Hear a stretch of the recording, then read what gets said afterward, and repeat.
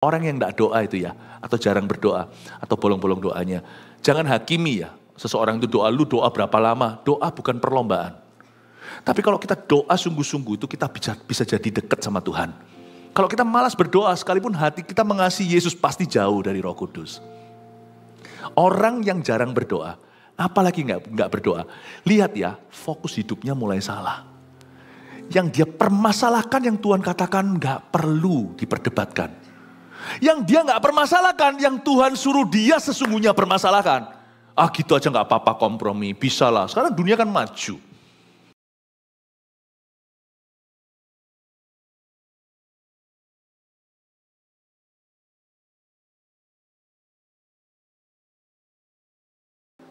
Jadikan kami itu orang beriman yang sederhana di hadapan Allah. Ajari kami Tuhan apa yang patut kami permasalahkan. Hal-hal yang kami sepatutnya just let go aja. Tolong beri kami hikmat, beri hikmat pada jemaat untuk bisa tahu perbedaannya. Sampaikan sabdamu, goal kami satu, agar hidup kami ini senantiasa dipakai Allah secara luar biasa. Semua untuk kemuliaan-Mu, bukan untuk kemuliaan kami Tuhan Yesus. Pakai kami secara korporat gereja ini, dan pakai kami secara individu lepas individu, bisnis pekerjaan kami, keluarga kami, pernikahan kami, keturunan kami. Pakailah Tuhan. Kami mau ya Tuhan agar hidup kami berguna bagi kerajaan-Mu. Sebelum suatu hari kami akan masuk dalam kekekalan itu. Sembunyikan hamba-Mu di balik salib-Mu, berbicaralah ya Tuhan Yesus, biar kata-kata hikmat mengalir seperti sungai. Biarkan kuasa yang mengubahkan kehidupan mengalir seperti samudra. Dalam nama Yesus kami berdoa. Amin. Shalom semua. Tuhan memberkati. Kasih tepuk tangan untuk Tuhan Yesus. Silakan duduk. Hari ini kita belajar firman dari topik berbeda-beda yang saya dapatkan sebagai rema-rema yang penting untuk jemaat. Ibadah 1 sampai 3 tadi, ini ibadah keempat, menu khotbahnya sebagai berikut, tolong dilihat. Itu dia. Satu persatu masing-masing ada pesan khusus dari Tuhan Yesus untuk kita semuanya. Dan penting sekali untuk kita cerna, nanti tolong nikmati pelan-pelan jikalau Anda ketinggalan. Nah sekarang kita melihat, judulnya begini. Apa yang salah denganku kok orang lain dipakai Tuhan dulu? Memang semua akan indah pada waktu Tuhan, I know. Tapi kadang-kadang waktu Tuhan sudah tiba pun kita ketinggalan. Why? Karena ada hal-hal tertentu yang kita permasalahkan yang tidak perlu dipermasalahkan. Percayalah Bapak Ibu Saudara, sebagian besar dalam hidup ini tidak perlu kita itu berdebatkan. Supaya kita itu hanya memperhatikan hal-hal yang prinsip. Belajar berserah penuh sama Roh Kudus untuk hari-hari ke depan. Jangan overthinking. Karena kadang-kadang kita itu seperti tali yang rumit. Kita bulat sendiri di dalam diri. Lalu ketika Roh Kudus bekerja, kita tidak sangka. Dan kita tidak ready for it. Saya ajak kita melihat murid-murid kelewatan satu berkat. Dan murid-murid itu nyaris kehilangan kaki Dian. Nah kita baca dulu ayatnya Lukas 9. Lukas 9 ayat 46 sampai ayat yang ke-50. Ini cerita tentang perdebatan antara mereka siapa yang terbesar. Lalu kemudian ada seorang yang bukan murid Yesus mengusir setan. Saya bacakan. Ayat 46, maka timbullah pertengkaran di antara murid-murid Yesus tentang siapakah yang terbesar di antara mereka. Tetapi Yesus mengetahui pikiran mereka. Karena itu ia mengambil seorang anak kecil dan menempatkannya di sampingnya. Dan berkata kepada mereka, barang siapa menyambut anak ini dalam namaku, ia menyambut aku. Dan barang siapa menyambut aku, ia menyambut dia dengan D huruf besar itu Bapa yang mengutus aku. Karena yang terkecil di antara kamu sekalian, dialah yang terbesar. Yohanes berkata, Guru. Tiba-tiba ada interupsi begini. Kami lihat seorang mengusir setan demi namamu. Lalu kami cegah orang itu. Karena ia bukan pengikut kita. Yesus berkata kepadanya, jangan kamu cegah. Berarti mereka salah mencegahnya. Sebab barang siapa tidak melawan kamu, ia ada di pihak kamu. Sulit gitu loh. Murid-murid Yesus itu selalu memperdebatkan sesuatu yang gak perlu. Hidup itu saking sementaranya. Suatu hari kalau di sorga, saya menubuatkan. kita pasti akan menyesali momen-momen yang kelewatan. Jangankan sorga sudah. Jikalau seseorang di akhir hayatnya itu biasanya tidak akan ingat kesalahan-kesalahan minor, kecil semuanya. Dia pasti akan memikirkan misi besarnya yang belum tercapai. Dan misi besar itu bukan money loh, bukan kekayaan atau harta. Bahkan bukan sukses karirnya. Things that matter at the end of life, hal-hal yang penting di akhir atau penghujung hidup, tidak sama dengan yang mati-matian kita kejar dan luangkan semua waktu. Bahkan korbankan orang-orang terpenting di hidup kita untuk mencapai itu. Kita datang ke gereja bukan untuk belajar sesuatu yang kita tahu, tapi untuk diingatkan sesuatu yang kita abaikan. Kita datang ke gereja itu supaya hati kita diisi dengan kekekalan. Bukan berarti mempersiapkan untuk kematian, bukan, justru mempersiapkan untuk kehidupan. Kematian itu sebagai patokan. Kita datang ke gereja itu untuk stop pekerjaan kita Senin sampai Sabtu atau sekolah, lalu kita datang ke sini refleksi. Refleksi yang saya maksudkan bukan pijat kaki. Itu refleksiologi. Refleksi yang saya maksudkan adalah kita itu berhenti sejenak, think. Tapi bukan berpikir dengan hikmat manusia, tapi berpikir dengan firman. Untuk kita itu memperbaiki segala sesuatu yang kiranya tidak sesuai dengan prioritas ilahi dalam hidup kita. Supaya kita itu semakin hari, kenapa kita tiap minggu datang ke gereja? Ya, memang kalau ke CG itu keluarga. Tapi waktu kita datang ke gereja gini itu sama-sama kita lihat visi besar. Kita itu di-upgrade terus dan di-renew dan diperbaharui itu tiap mingguan. Sehingga kita tidak bisa salah jalan itu sampai bulan. Makanya kalau orang Kristen yang sampai basi tahunan itu keterlaluan. Kita tuh tiap minggu itu ditantang sama Roh Kudus. Lihat mimbar. Supaya kalau kita salah jalan itu langsung diperbaiki minggu depan. Tidak sampai kelewatan. Dengarkan apa yang Roh hendak katakan pada jemaat. Kenapa ya? Ada apa yang salah denganku kok orang lain dipakai dulu? Jangan sampai kita sadar itu setelah berapa bulan ternyata ada berkat-berkat tertentu di hidup kita itu terpaksa dipindah. Karena kita tidak mudeng-mudeng dengan Tuhan. Gak ngerti yang Tuhan hendak katakan. Gak paham, tidak peka terhadap apa yang Roh Kudus sedang utarakan. Lu salah jalan. Kenapa segala sesuatu kau persoalkan? Demikian pula dalam pernikahan ada berkat-berkat pernikahan itu yang hilang. Misalnya damai sejahtera. Karena sang pasangan itu seperti Tom and Jerry, ya. Padahal harusnya mereka itu menjadi sepasang sejoli, tapi jadi Tom and Jerry. Yang mereka itu perdebatkan, yang mereka permasalahkan itu yang boten-boten atau yang bukan-bukan. Kalau kita menikah dengan bahagia lalu dua-dua dewasa rohani, coba lihat ya. Pernikahan tahun pertama dengan 10 tahun kemudian itu bedanya di mana? Anggur itu kalau dalam Kristus makin manis. 10 tahun lalu apa yang jadi masalah? Kalau kita dewasa 10 tahun kemudian, itu sama sekali sudah tidak ada masalah karena kita sudah pintar saling ngalah. Karena itu gak prinsip sama sekali. Saya sama istri saya jarang tukaran. Ada, kalau enggak sehat tuh hubungan. Namanya konflik itu perlu ada, harus ada. Mintalah sama Tuhan konflik yang perlu. Boleh gak minta gitu? Boleh kalau Anda sudah menikah. Atau yang akan menikah. Tuhan kasih kami konflik yang perlu. Aku minta konflik yang quality. Yang kualitas. Yang berkualitas bukan yang sampah. Konflik-konflik yang akan memajukan iman kami kepada Tuhan. Dan yang membuat kami karakternya semakin terbentuk dalam Kristus. Yang membuat kami semakin saling mengerti satu sama lainnya. Yang membuat kami semakin menyatu dalam pernikahan ini. Tapi kadang-kadang Tuhan masih izinkan ada kolesterol ekstra. Kalau saya mikir ya sekarang ya, saya menikah dibanding berapa bapak ibu sini yang sudah menikah 40 tahun, 50 tahun yang tidak ada apa-apa. Saya baru 26. Tapi bandingkan anak-anak muda di sini yang belum menikah atau yang baru 1-2 tahun menikah, saya termasuk masih sesepuhnya. Tapi izinkan saya bersaksi. Meskipun saya dan istri saya jarang tukaran, jarang berantem.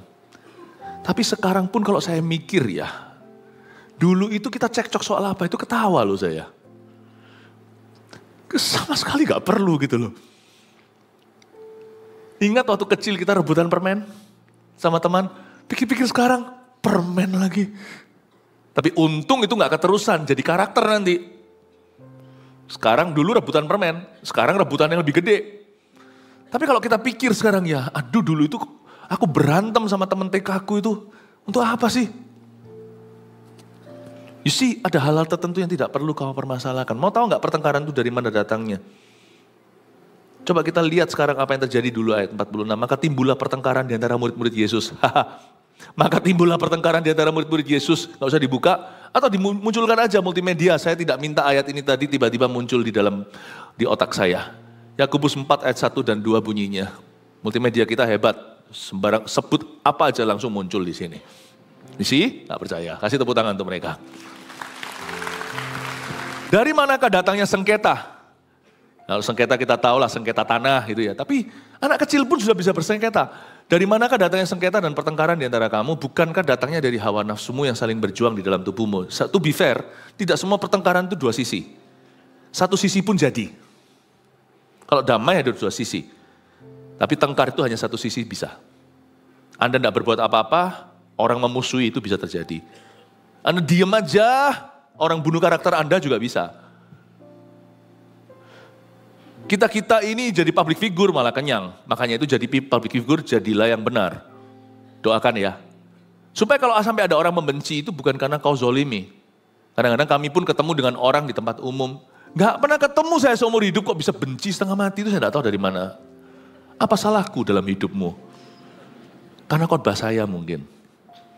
Atau mungkin asumsi. Jadi sebenarnya tengkar itu bisa satu sisi sih. Jadi to be fair ya, kalau ada sesuatu gitu jangan langsung kita pukul rata. Jadilah hakim yang adil, kalau enggak sekalian jangan jadi pengacara. Jangan sok jadi jaksa penuntut.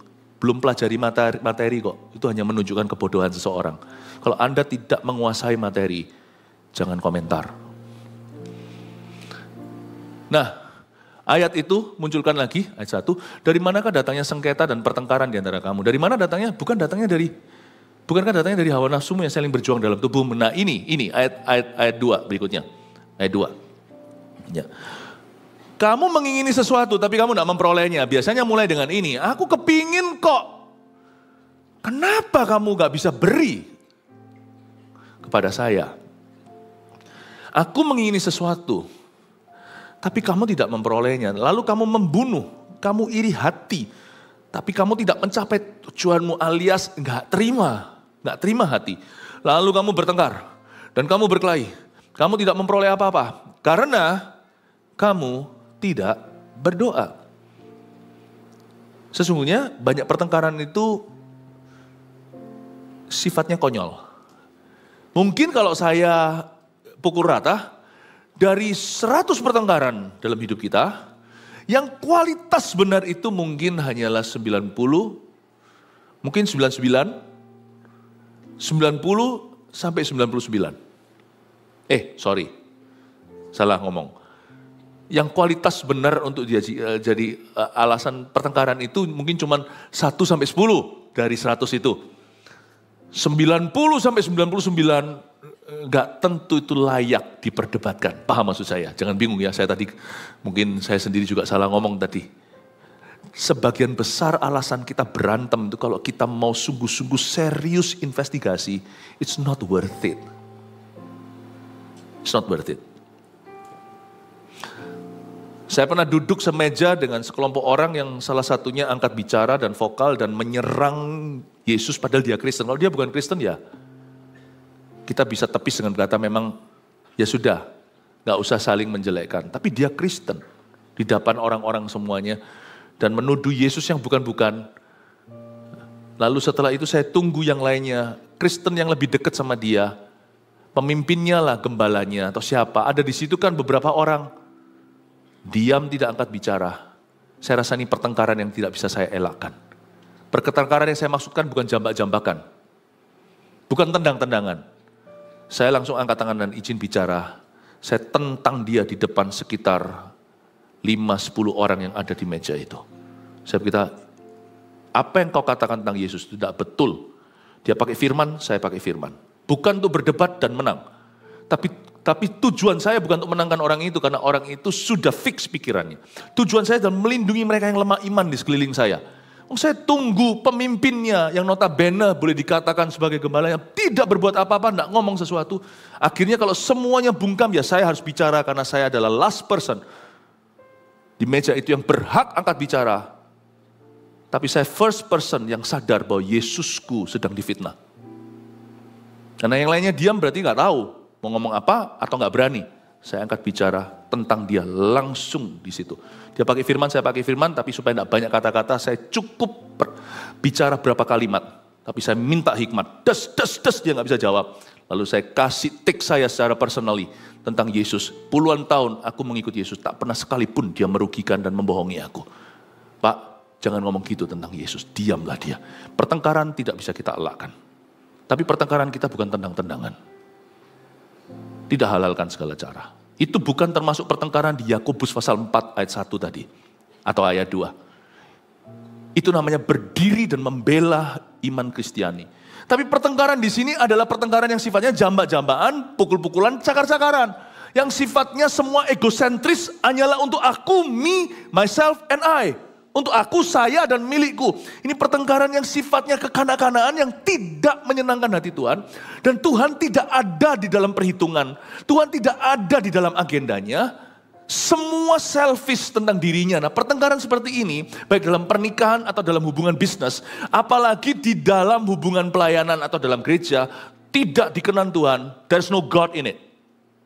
Tidak ada Allah di dalamnya. Hidup itu terlalu singkat, jangan kau buang untuk perkara-perkara begini. Bapak Ibu, pegang prinsipnya aja, belajar let go sisanya. Kalau itu tidak ada orang dirugikan, kalau Tuhan namanya tidak dipertaruhkan, let go kalau hanya dirimu yang dirugikan. You see, apakah kita mengerti kalau hanya kita dan ego kita, gengsi kita yang disindir, kalau hanya kita yang dirugikan, artinya dirugikan itu, gak apa-apa, cuman makan hati. Let go my friend, your blessings come from God. Berkatmu datang dari Tuhan. Amin Bapak Ibu. Hidup itu jauh lebih tenang. You're doing this not because you're loving your enemy, you're loving your life. Anda lakukan ini bukan karena Anda mengasihi musuh-musuh Anda saja sekalipun itu perintah Allah. Tapi Anda melakukan ini karena Anda cinta hidupmu sendiri. Hidup itu lebih stabil, lebih peaceful, lebih damai sejahtera. Kalau kita tidak permasalahkan segala sesuatu. Let go. Jangan perfeksionis. Imperfection is okay.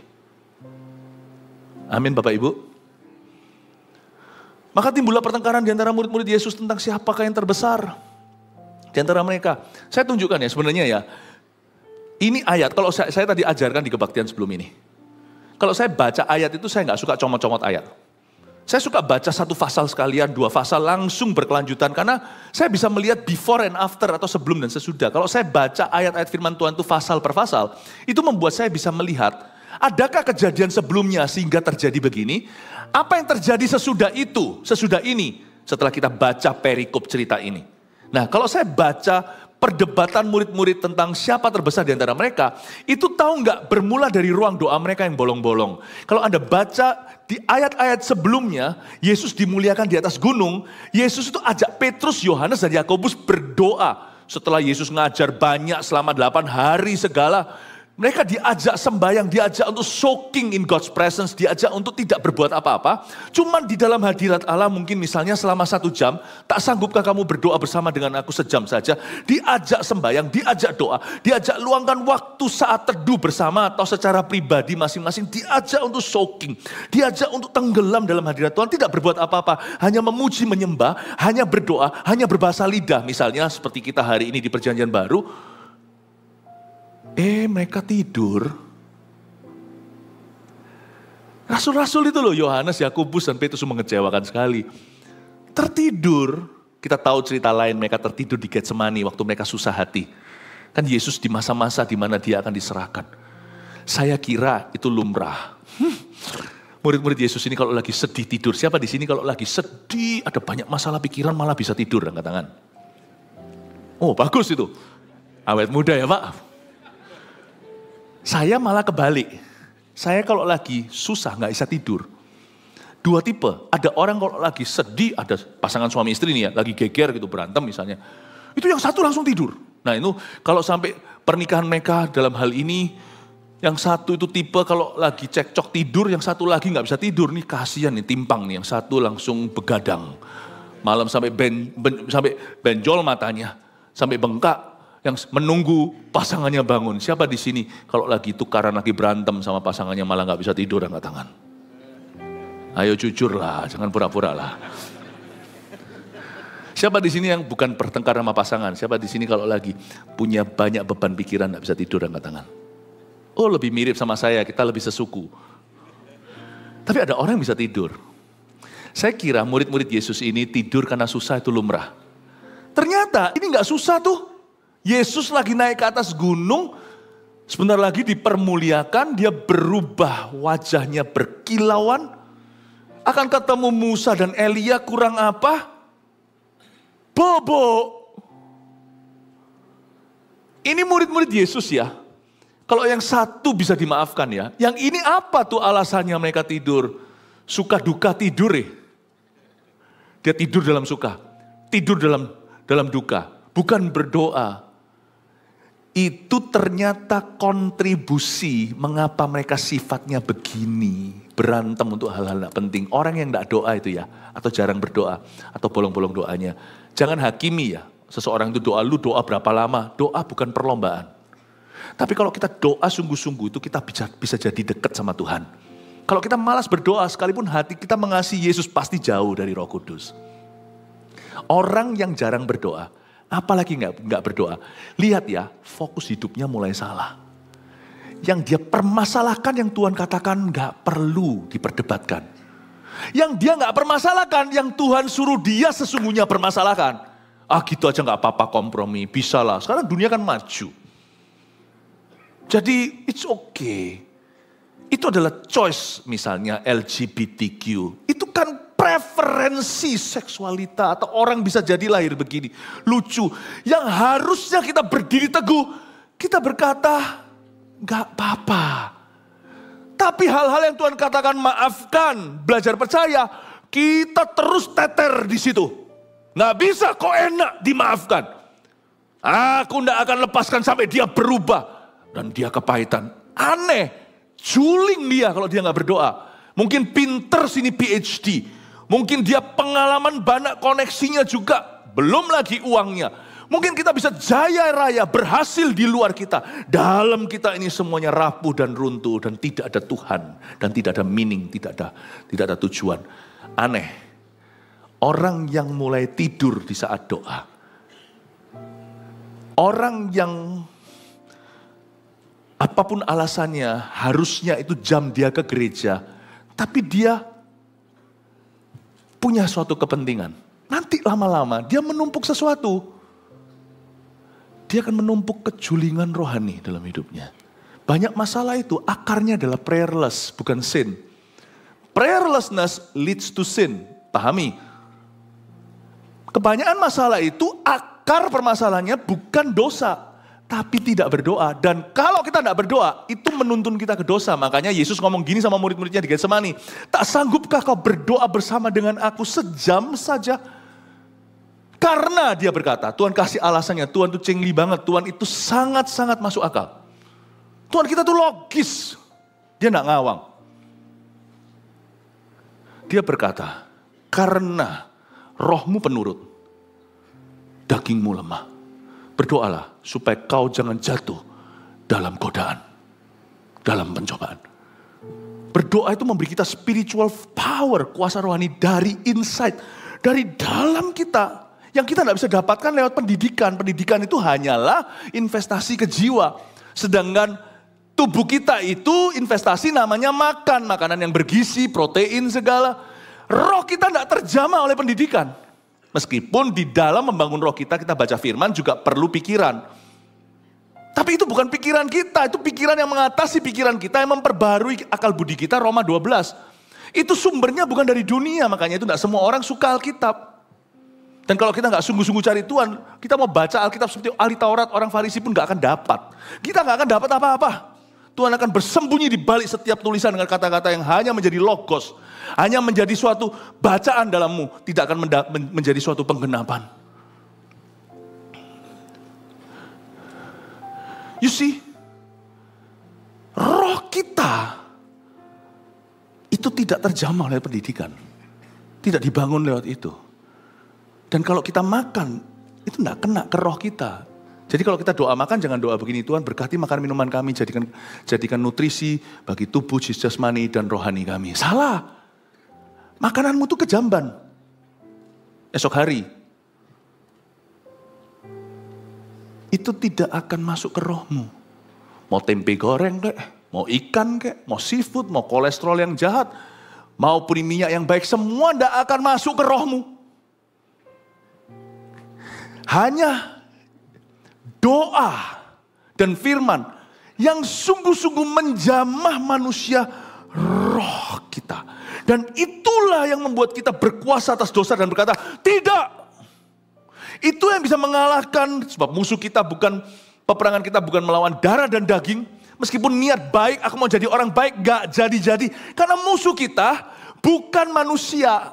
Musuh kita adalah roh-roh jahat di udara. Roh kita yang terisilah yang bisa mengatasi semua itu. Yang bisa berkata no kepada dosa, yang bisa melakukan kehendak Allah. Karena itu missing, absen dalam diri murid-muridnya. Karena dia punya kesempatan untuk cari Tuhan. Dia pakai untuk tidur. Ya tidur pasti ada waktunya lah. Waktu Tuhan dimuliakan di atas gunung. Itu belum jam tidur lagi. Mereka tertidur pulas. Gak heran. Karena mereka milih tidur daripada berdoa. Fokus hidupnya dan fokus hatinya mulai salah. Mulai salah. Berantem untuk yang gak penting. Coba lihat ya, pernikahan yang mulai terus tegang. Kalau kita gak ngerti sebagai hamba-hamba Tuhan, kita pun terkecoh oleh permuka. Lalu kita kasih mereka konseling mau 7 jam, 8 jam kayak percuma. Kadang-kadang solusinya gampang. Kamu doa cari Tuhan. Selesai sendiri, karena tahu gak? Dalam doa dan hubungan kita dengan Tuhan, 90% dari masalah kita selesai sendiri. 10% yang sisa itu hanya sparring partnernya. Sparring partner ya. 10% yang sisa itu tidak melebihi kekuatanmu. Tapi 10% masalah objektifmu itu bisa terasa seperti 90% bahkan 100% kalau kita nggak berdoa.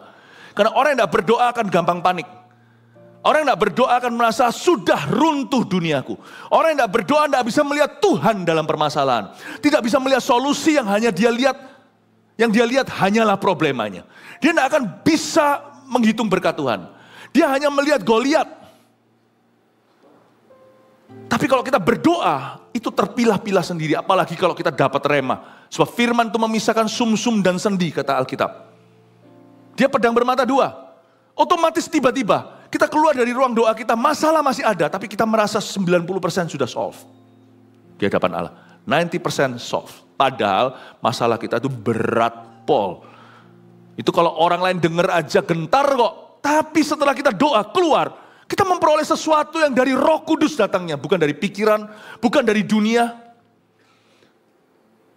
Kita keluar dari ruang doa itu, istri kita kaget.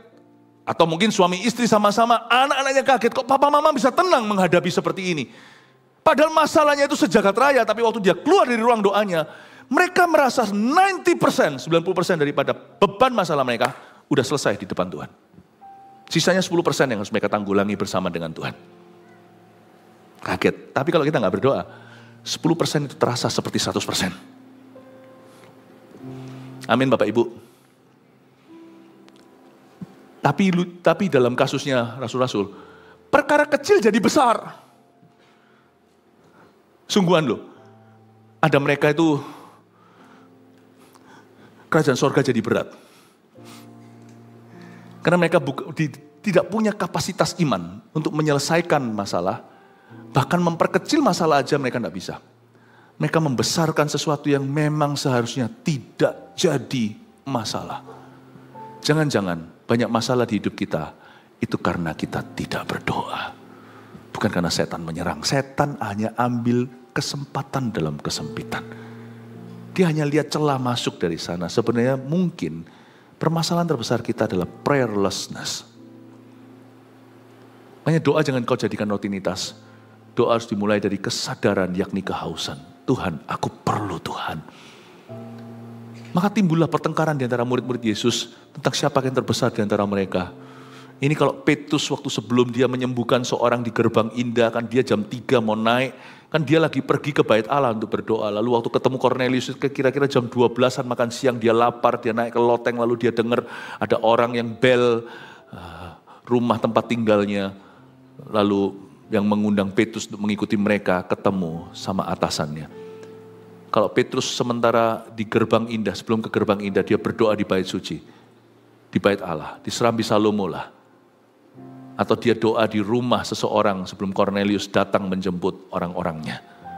Kalau Petrus mikir ke hari itu, dia berantem sama Yohanes, Yakobus dan kawan-kawannya yang lain. Dia pasti ketawa, how childish I was.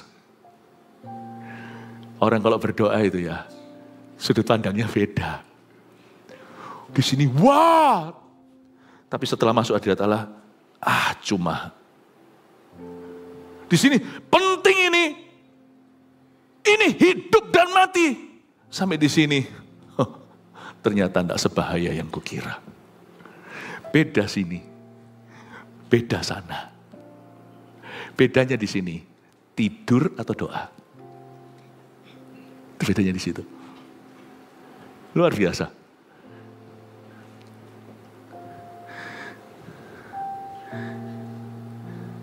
Mereka mulai urus yang bukan-bukan. Kayak ayat 47. Tetapi Yesus mengetahui pikiran mereka. Yesus kasih mereka pelajaran. Karena itu yaitu Yesus mengambil seorang anak kecil dan menempatkannya di sampingnya. Meskipun mereka sudah melewatkan jam doa yang sangat berharga waktu Yesus transfigurasi atau berubah rupa. Waktu Tuhan itu berubah berkilau-kilau. Ada Musa dan Elia. Meskipun lewat, tapi Yesus ingatkan. Tuhan tetap punya tujuan tertinggi dalam hidup mereka. Mereka goyang silahkan, tapi jangan mereka meninggalkan prinsip-prinsip itu. Dan Yesus berkata kepada mereka ayat 48, barang siapa menyambut anak ini dalam nama aku, ia menyambut aku.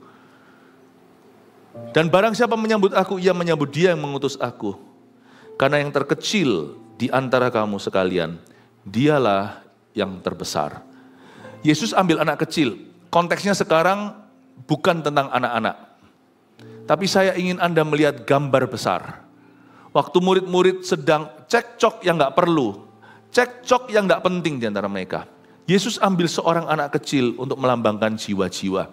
Karena dari antara jiwa-jiwa yang rindu sekali Yesus menangkan. Agar mereka masuk dalam kerajaan sorga. Itu adalah anak-anak kecil yang murni hatinya. Yesus bawa anak-anak itu ditaruh di tengah-tengah. Di antara mereka, Yesus mengambil seorang anak kecil dan menempatkannya, perhatikan kalimat ini, di sampingnya. Anak itu ditaruh di sampingnya. Ini suatu prinsip yang luar biasa. Kita tidak akan pernah kelewatan berkat utama. Kita tidak pernah akan dilewatkan dengan yang namanya momentum Tuhan. Kita tidak akan pernah kedapatan luput dari rencana Allah yang terbaik. Jikalau penglihatan ini tetap di depan. Kalau kita tidak pernah mengalihkan perhatian, mata kita fokus ke satu titik itu, yaitu Yesus dan jiwa. Jiwa-jiwa itu, anak kecil itu diletakkan oleh Yesus di sampingnya. Kasihilah Tuhan Allahmu dengan segenap hatimu, perintah utama. Dan perintah yang sama penting dengan itu, kasihilah sesamamu manusia seperti dirimu sendiri. Dan tidak ada kasih, Yohanes 15, yang lebih besar daripada ini, daripada orang yang menyerahkan nyawanya bagi sahabatnya. Aku mengutusmu supaya kamu supaya kamu berbuah dan buahmu itu lebat. Bukan kamu memilih aku yang memilihmu agar kamu pergi dan menghasilkan buah-buah yang kekal itu. Kasih itu bisa diamalkan segala cara. Kasih tertinggi adalah tidak membiarkan seorang jiwa pun binasa. Makanya penginjilan itu adalah manifestasi kasih tertinggi. Orang bilang kasih tertinggi itu kasih roti orang lapar, itu iya. Kita jangan kasih mereka doktrin, pengajaran, kalau perut mereka lapar ya harus kasih makan. Kalau ada orang geger otak di jalan, masa kita langsung Ajari dia MSJ1. Bawa dulu ke UGD, jangan asal digendong, itu bahaya. Biarkan nanti medis datang, telepon ambulans. Cover biayanya kalau orang itu nggak punya. Telepon keluarganya. Betul, itu wujud kasih yang immediate atau darurat. Itu kasih yang sifatnya tangible atau bisa dirasakan. Perut lapar, kerucuk-kerucuk nih. Tapi wujud kasih tertinggi adalah, dan banyak orang di dunia ini mengira bahwa orang Kristen dan gereja hanya bisa berteori. Jangan beritahu mereka tentang kasih Yesus. Kalau nggak beritahu, mereka bisa makan hari ini, besok binasa masuk neraka karena tidak kenal pengorbanan Tuhan. Tidak ada kasih lebih besar daripada ini, daripada kasih yang seorang yang menyerahkan nyawanya untuk sahabatnya. Itu bukan kita dulu, kita juga memberi hidup kita untuk dipakai Tuhan. Nyawa kepada sahabatnya. Yesus telah mati bagi kita sewaktu kita masih berdosa. Yesus sudah bersahabat dengan kita waktu kita masih memusuhinya. When we were yet, Alkitab mengatakan dalam bahasa Inggris, we were yet enemies to him. Jadi saya beritahu satu prinsip. Kenapa kok ada berkat yang melewati bisnismu? Saya tidak berkata kalau kita melakukan ini, kita pasti diberkati, kita dapat money. No. Saya tidak mau kita materialistis di dalam menyikapi berkat. Dalam menafsirkan berkat, bukan. Tapi kenapa Tuhan tidak jadi menggandengmu? Kenapa kita kok gagal jadi mitra Allah?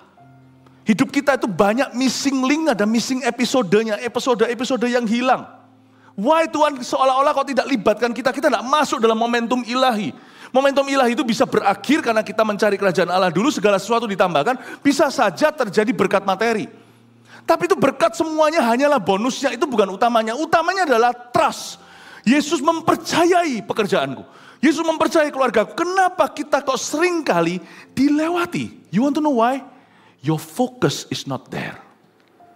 Fokus hidupmu, fokus kerja, kita bekerja setiap hari, fokus pelayanan, fokus ministry kita itu tidak pernah Yesus dan jiwa-jiwa.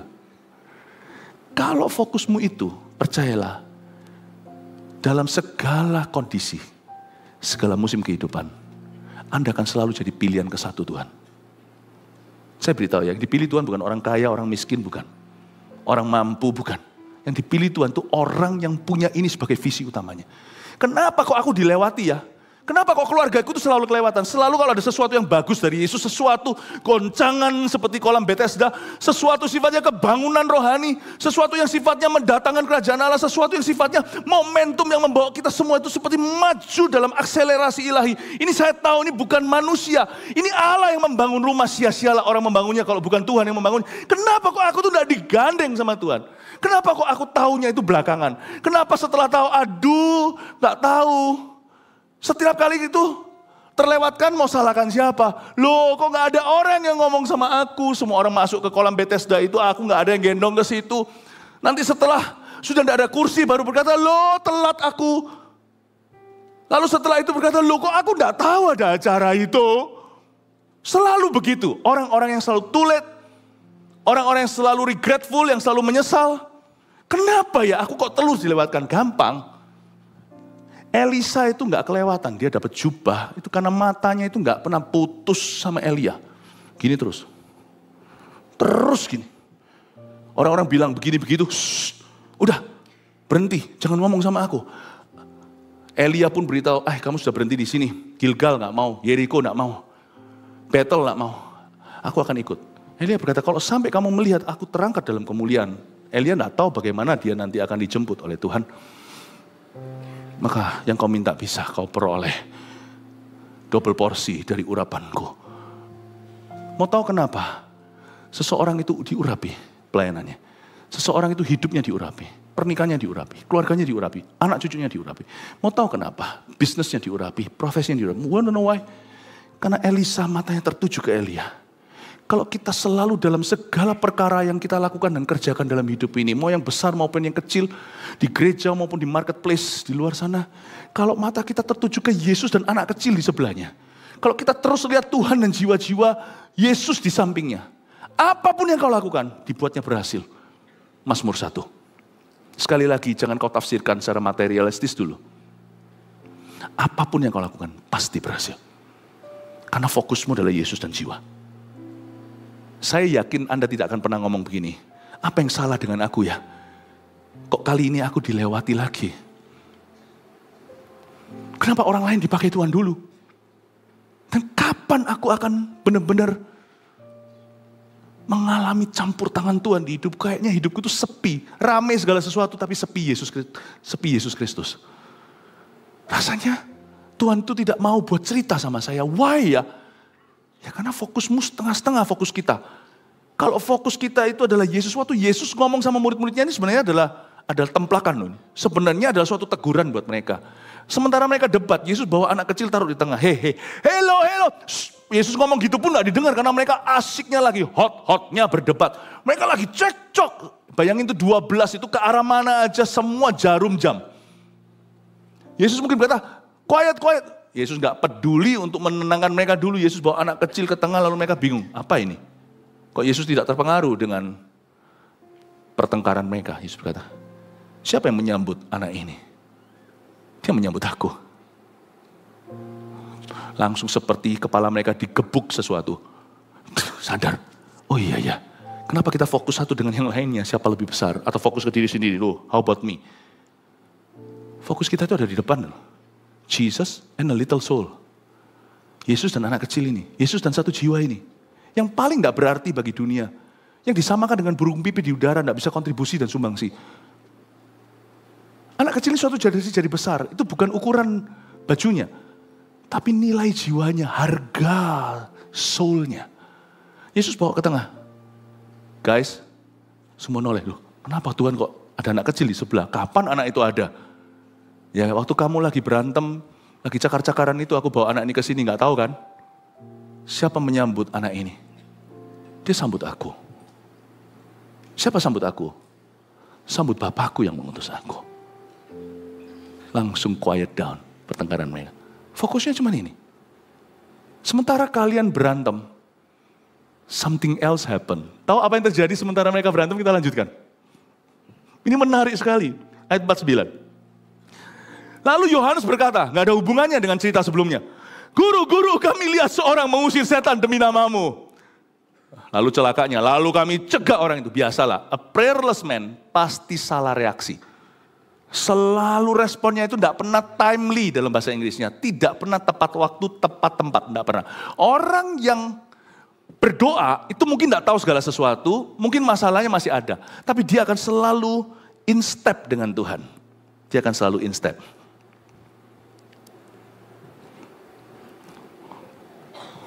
Dia akan in step dengan Tuhan. Dia tidak akan pernah tiba-tiba silang kaki dengan Roh Kudus. Itu cuma satu bedanya. Mungkin dia tetap jalan pelan-pelan.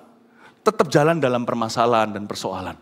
Tetapi dia tidak akan pernah salah kaki, salah langkah. Karena Yesus menentukan langkahnya. Manusia bisa pikirkan jalannya. Kita kalau dalam masalah mau gak ada orang yang 100% bisa berserah percaya. Gak mikir lagi. Mungkin kita dicegah dari overthinking karena firman itu kuat. Tetapi pasti kita ada pikiran. Kita bisa memikirkan jalan. Tapi Tuhan akan menentukan langkahnya. Pasti dia akan in step dengan Tuhan.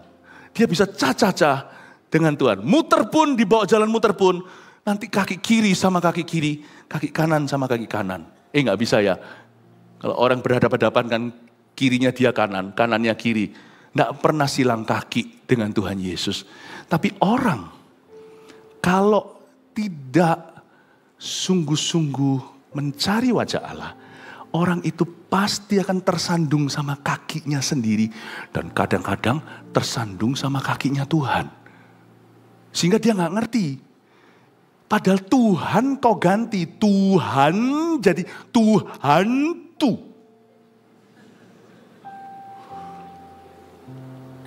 Tuhan hendak memberi berkat, dia salah paham. Tuhan dibilang hantu, padahal Tuhan yang jalan. Dan itu solusi untuk bisnisnya. Itu solusi untuk hidupnya dan masa depannya. Bayangin kalau mereka bisa lihat Tuhan. Untung ada Petrus yang nekat berkata, kalau itu engkau suruh aku jalan. Karena setelah Tuhan naik ke perahu itu mereka sampai ke daratan. Langsung sampai ke daratan. The blessing of arrival namanya. Kadang-kadang Tuhan tidak kasih mereka proses, di bypass kalau mereka itu hatinya kudus, hatinya tulus. Langsung the blessing of arrival terjadi. Langsung landing di tempat. Itu powerful loh cerita. Kalau mereka lihat itu, untung loh. Kalau enggak mereka itu kira Tuhan tuh. Untung Tuhan gak ditengking. Bayangin mereka keterlaluan kalau mereka menengking Yesus pakai nama Yesus. Saya rasa ada banyak di antara kita. Karena kita gak in step dengan Tuhan. Padahal Tuhan datang kau kira itu kutukan. Ada berkat-berkat in disguise yang tidak pernah kau pecahkan passcode-nya. Ada berkat-berkat terselubung yang tidak pernah kau lihat. Sehingga kita kehilangan momentum. Lalu kita nanti terakhir tinggal tanya, loh kenapa orang lain diberkati aku tidak? Kenapa orang lain dipakai dulu aku enggak? Mau salahkan siapa dong? Coba kita lihat. Yohanes berkata, Guru, kami lihat seorang mengusir setan demi namamu. Ya, gini loh, while you were sleeping, sewaktu kamu berdebat, kaki dianmu barusan kupindahkan. Ini hebat ya. Sementara lu orang berantem, atau sementara kalian tidur, berkatmu sudah pindah ke situ. Kadang-kadang kita itu salahkan orang lain kenapa mereka diberkati. Dan kita tuding Tuhan kalau kita berani. Kita berkata, you gak adil. Kita lupa untuk evaluasi, introspeksi. Kenapa ada pelayanan tertentu diberkati dan gereja tertentu diberkati? Ada gereja tertentu dan pelayanan tertentu turun. Paling-paling kita terakhirnya hanya salahkan orang lain. Misalnya kita bisa ngomong sama orang lain. Misalnya kita pelayanan A, itu pelayanan B. Oh pelayanan B, tarik-tarik memberku. Really? While you are, waktu kita yang di pelayanan A, ngurusi yang bahasa Ibraninya boten-boten. Yang bukan-bukan. Ada banyak yang dipindahkan. Tiba-tiba seorang yang bukan murid Yesus mengusir setan. Kitanya powerless karena prayerless, kita tidak punya kuasa. Tiba-tiba orang lain berkuasa, tiba-tiba orang lain bertumbuh, tiba-tiba pelayanan lain berbuah.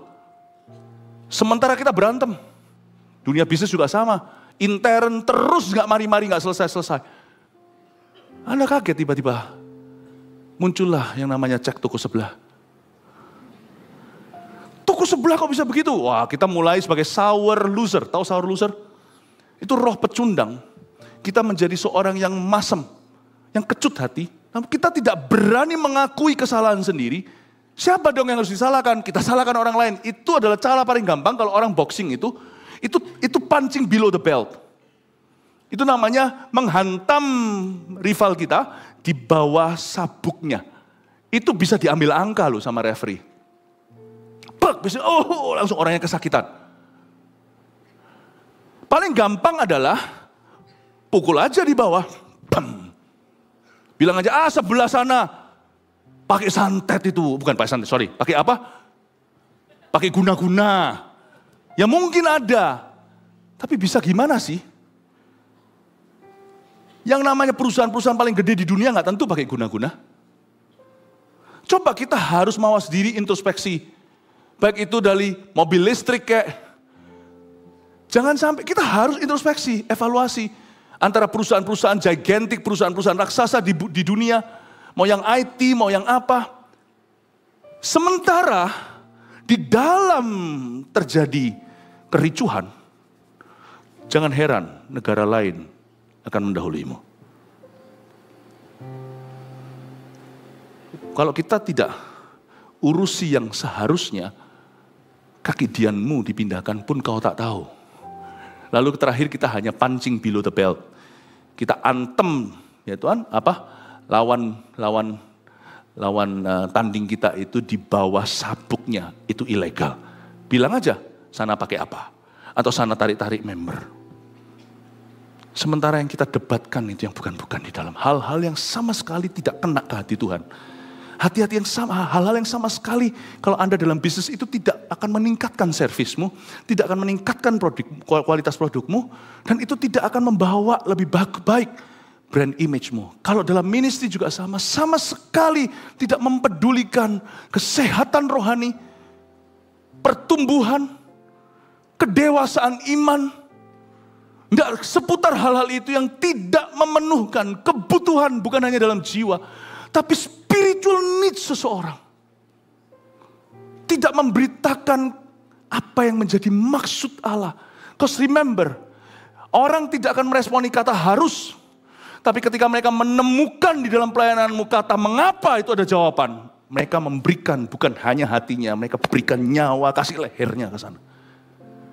That's what I do in our ministry dalam pelayanan ini.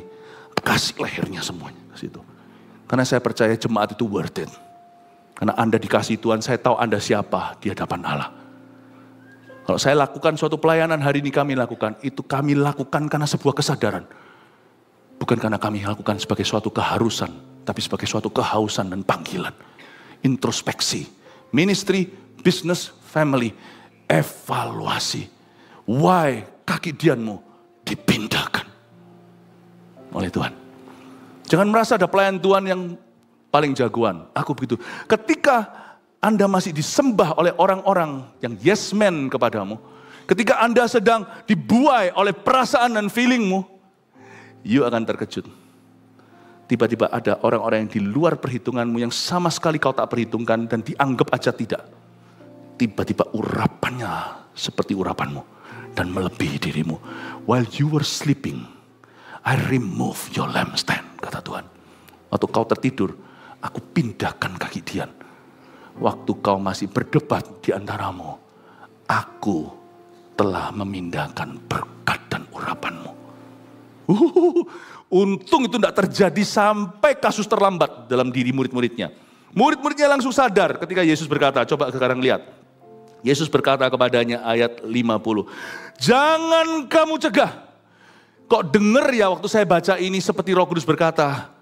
Dari kata jangan kamu cegah itu jangan kau salahkan siapa-siapa. Kalau memang kau perlu salahkan seseorang, salahkan dirimu. Saya tidak ngomong ini untuk membuat kita tertuduh, tetapi kalau memang kita harus salahkan somebody, blame yourself for it, learn from it, get up. Kalau memang kita harus salahkan seseorang, salahkan dirimu sendiri, belajar dari pengalaman ini dan bangkitlah. Jangan melamun terlalu lama. Amin Bapak Ibu Saudara. Sekarang ngerti Pastor Philip, kenapa tokoku sepi. Karena aku datang sudah ada passion, gairah. Pikiranku hanya dapat raup uang lebih banyak. Customerku anggap barang. After service-nya enggak ada. Orang enggak beli, aku pelototi. Aku ngerti sekarang. Aku harus kembalikan passion, aku anak Tuhan. Aku harus menerapkan, meskipun dulu aku percaya bahwa business is business, Tuhan is Tuhan. Sekarang aku ngerti, kasih hila itu bisa saya manifestasikan bahkan dalam bisnis dengan cara yang paling simple. Gak perlu kita langsung injili segalanya, memang kalau gak dibuka, kalau bukan waktunya. Karena kalau orang mau beli minuman, masa Anda satu-satu kasih traktat? Tapi kalau Anda bisa memperlakukan mereka dengan baik, beli gak beli, terima kasih. Ajar itu pegawainya satu-satu. Terima kasih, semoga datang lagi. Gak ada salahnya. Sungguhan gak ada salahnya. Anda hanya menabur. Sesuatu yang mungkin kembali. Tidak kembali ya gak apa-apa, itu kembali kepadamu. Kalau Anda menabur damai itu kembali di hatimu. Setelah kita berkata terima kasih itu hati kita feel good. Stafnya diajari. Yang jaga. Pikiranku hanya keluar dari hutang. Aku sudah terlibat hutang sekian puluh juta. Aku udah keluar lah. Sekarang kemana-mana kita lihat waktu kelangganan datang semuanya dianggap sapi perah. Waduh, bilang itu harganya naikin 3 kali lipat supaya kita keluar hutang ya. Semua nanti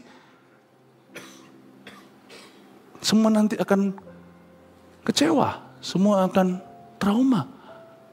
Bisakah kita tetap dalam masalah kita dan tetap jadi orang Kristen di sana? Sambil menantikan Tuhan untuk bertindak. Belajar untuk setia dengan 5 roti 2 ikan di tangan.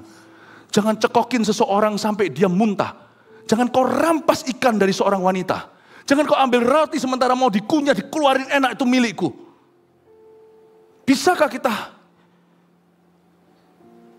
dipercaya 5 roti 2 ikan dan lakukan pada setiap orang sesuai dengan porsinya?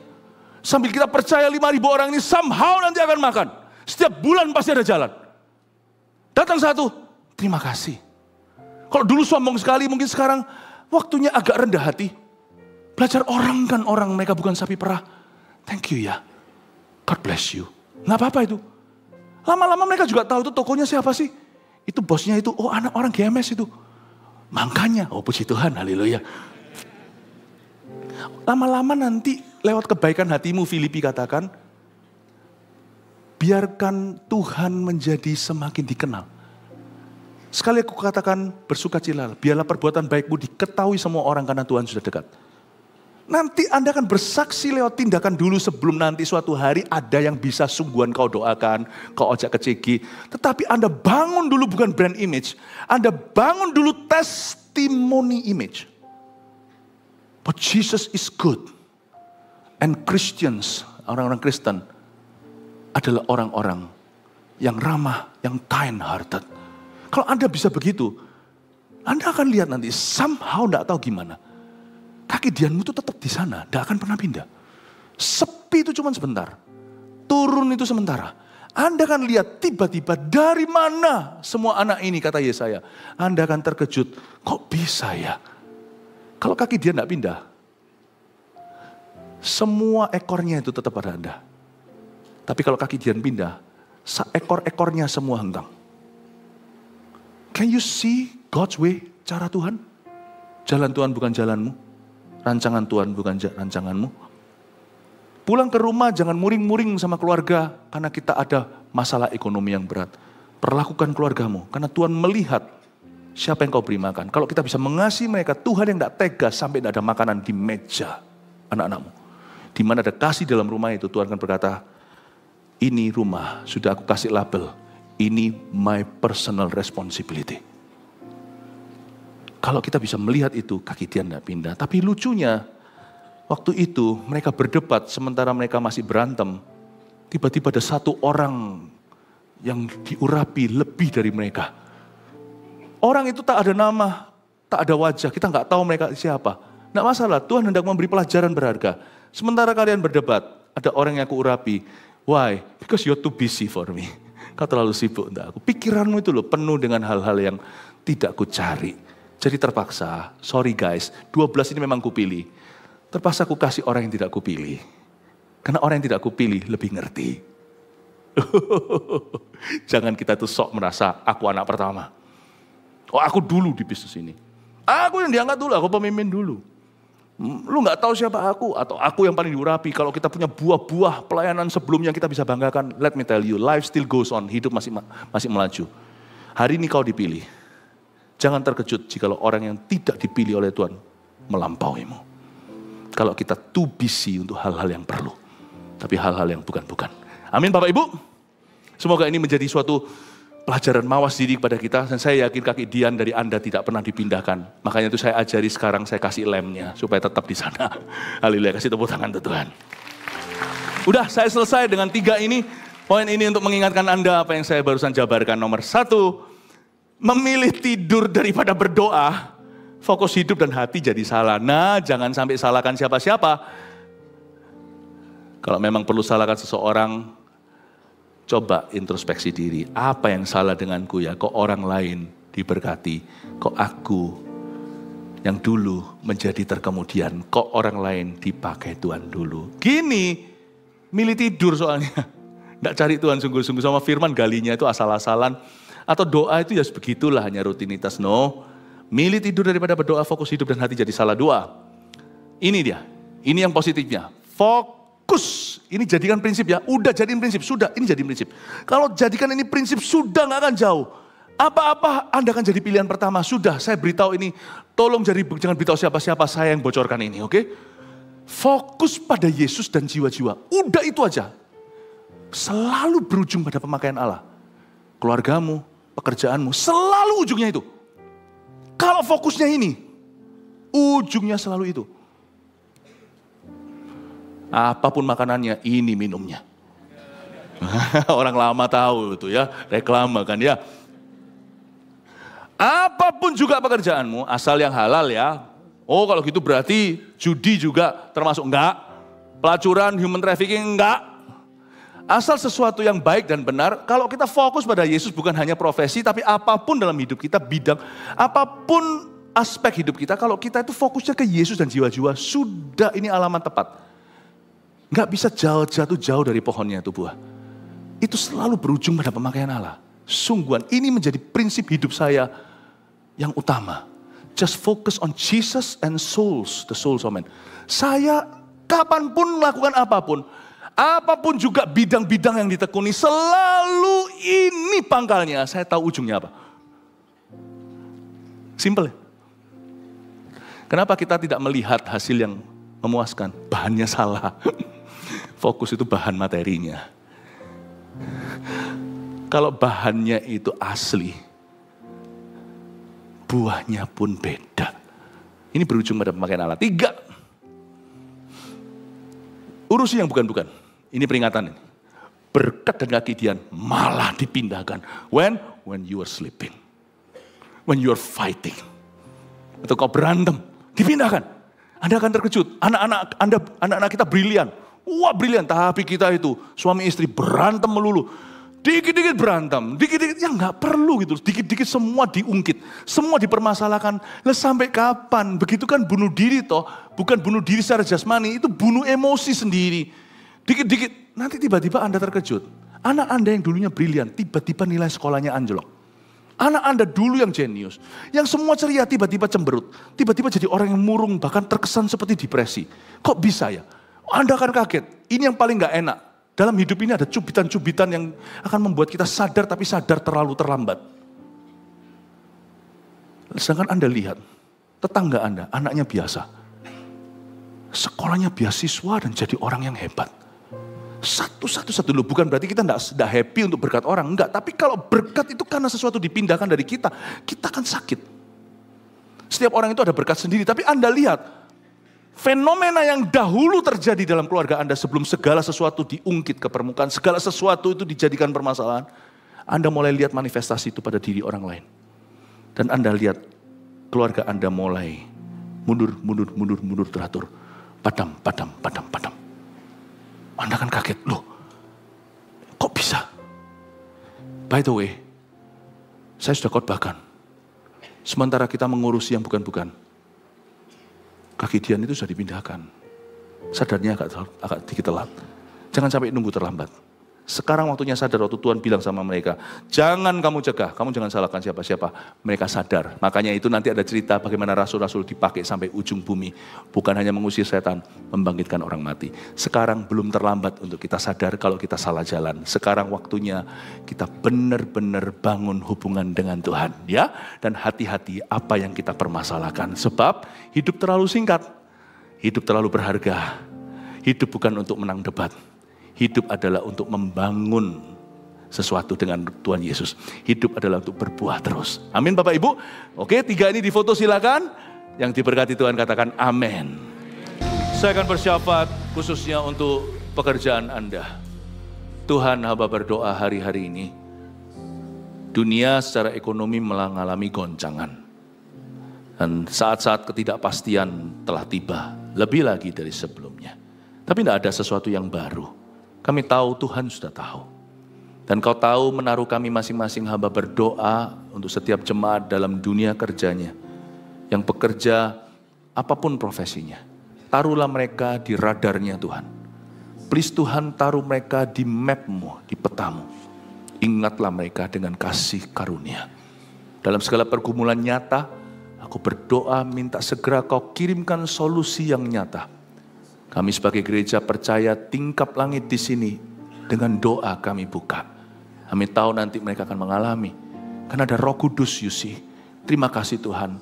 Aku tahu ada Roh Allah yang akan menuntun setiap jemaat di dalam dunia kerja mereka. Tidak ada masa paceklik, aku amini.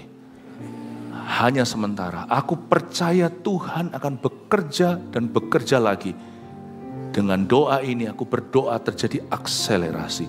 Tuhan, nyatakan ya Tuhan kuasa-Mu. Berkat internasional biar mulai terjadi. Melawan segala keganjilan, Indonesia akan diberkati. Kami berdoa Tuhan Yesus, orang dunia berkata Indonesia akan get lucky. No, Tuhan sertai. Kami berdoa bukan hanya Indonesia, tapi setiap orang yang ada dalam perjanjian iman dengan Tuhan, khususnya dalam gereja ini. Hamba-Mu berdoa karena Engkau memberi wewenang ya Tuhan untuk jemaat dan domba yang Kau percayakan. Aku minta doa penyahutan ini sampai ke tahta-Mu. Bukakan pintu dan tutuplah pintu. Bukakan pintu yang mereka Kau kehendaki masuk. Pintu yang mustahil Kau buka. Tapi Tuhan, sekalipun pintu itu sudah terbuka, mudah terbuka, kalau Tuhan melihat bahwa itu akan menuju pada suatu musibah apapun itu juga, tutuplah pintu itu, aku berdoa. Dan beri kami hikmat untuk tahu bedanya. Urapi jemaat Tuhan di dunia kerjanya. Aku berdoa di dalam nama Yesus. Amin. Kasih tepuk tangan untuk Tuhan.